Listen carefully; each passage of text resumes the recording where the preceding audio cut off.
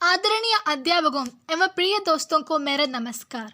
हिंदी मंच के उद्घाटन के इस अवसर पर प्रेमचंद के उपन्यास सेवा सदन से मेरा परिचय हुआ, जो आपसे बांटना चाहती हूँ। सेवा सदन प्रेमचंद द्वारा रचित उपन्यास है। नारी जीवन की समस्याओं के साथ साथ समाज के धर्माचार्यों, मठाधीशों, धनपतियों, सुधारकों के आडंबर, दंभ, चरित्रहीनता, दहेज प्रथा, बेमल विवाह, पुलिस की घूसखोरी, वेश्यागमन, मनुष्य के दोहरे चरित्र, सांप्रदायिक द्वेष आदि सामाजिक विकृतियों के घृणित विवरणों से भरा 1916 में प्रकाशित उपन्यास सेवा सदन आज भी समकालीन और प्रासंगिक बना हुआ है। अबला हयात जीवन तुम्हारी बस यही कहानी, आंचल में दूध आंखों में पानी। राष्ट्र कवि मैथिली शरण गुप्त की यह पंक्तियां उपन्यास के लिए जैसे लिखी गई है। कहानी में नारी के जीवन के विभिन्न पहलुओं को इतनी पारदर्शिता से उजागर किया गया है कि आप खुद को नॉवेल को पढ़ने से नहीं रोक पाएंगे।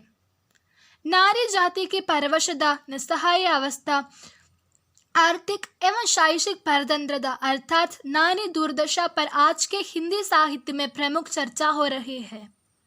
20वीं सदी के प्रारंभिक चरण में कथा सम्राट प्रेमचंद की यहाँ कही इससे ज्यादा मुखर थी। हर दृष्टि से यह उपन्यास एक धरोहर है। कहानी की नायिका समाज के द्वेष का शिकार है।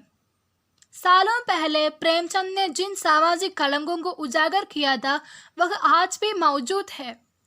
सेवा सदन दहेज प्रथा की मार्मिक रूप से चित्रित किया गया है कि किस प्रकार दहेज की रकम चुकाने में सक्षम न होने के कारण एक पिता अपनी ईमानदारी को बेच देता है।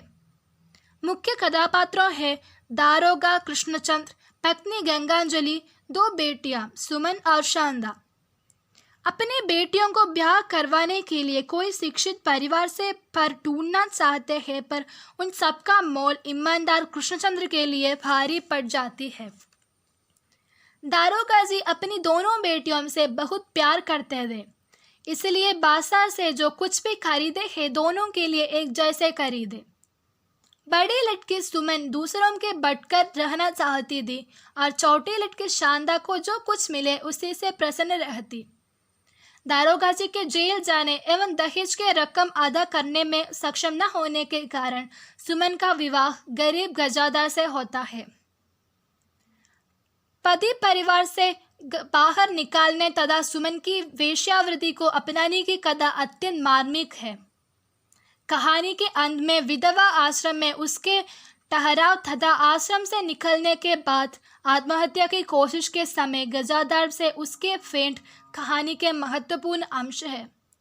सुमन कहानी की नायिका इसलिए नहीं कि कहानी में उसका किरदार सबसे लंबा है, लेकिन वह इसलिए नायिका है क्योंकि वह राह फटकर पश्चाताप की जिंदगी बिताने वाली हर नारी का प्रेरण है। कहानी के अंत में सुमन सेवा सदन के लिए खुद को समर्पित कर देते हैं। यह संकेत है कि जिंदगी खांडों से भरा होने की अलावा नई और खुशहाल जिंदगी की शुरुआत की जा सकती है। मेरी आशा है कि मेरे जैसे आप भी सेवा सदन को पढ़ने का प्रयास करेंगे और प्रेमचंद की अन्य उपन्यास भी। धन्यवाद।